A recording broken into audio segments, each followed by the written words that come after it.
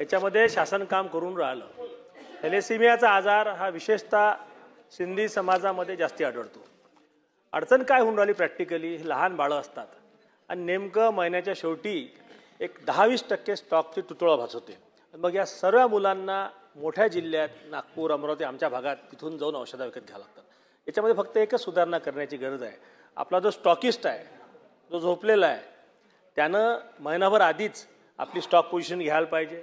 Buffer स्टॉकची व्यवस्था केली पाहिजे, जेणेकरून या थॅलेसिमियाच्या लहान मुलांना सर्वांना जिल्ह्याच्या बाहेर जायचं काम पडणार नाही। माझी एवढीच विनंती आहे की याविषयी SOP तयार करून कधीही औषध तुटवडा निर्माण होणार नाही अशी व्यवस्था आपण करणार का? अध्यक्ष महोदय, सन्माननीय मुख्यमंत्री देवेंद्र फडणवीस साहेबांच्या मार्गदर्शनामध्ये आपण ह्या 8 मेला महाराष्ट्रामध्ये थॅलेसिमिया एक पाऊल थॅलेसिमिया मुक्तीकडे हे अभियान राबवलं आणि जेवढे पण आपल्या राज्यामध्ये थॅलेसिमियाचे पेशंट आहे त्यांना आपण अपंगत्वाचा दाखला देण्याची कारवाई चालू आहे। ST मध्ये त्यांचा प्रवास मोफत केला आहे, कारण की ब्लड ट्रान्सफ्युजनसाठी त्यांना वारंवार प्रवास करावा लागतो आणि गोळ्या औषधांच्या संदर्भात सुद्धा तुटवडा होऊ नये आणि दर्जेदार त्याची ट्रीटमेंटचे सगळं औषधं मिळावेत यासाठी सुद्धा बारकाईने लक्ष आहे आणि जरी आपल्या विदर्भातील काही जिल्ह्यांमध्ये तुटवडा होत असेल तर यापुढे तो होणार नाही याची खबरदारी घेतली जाईल।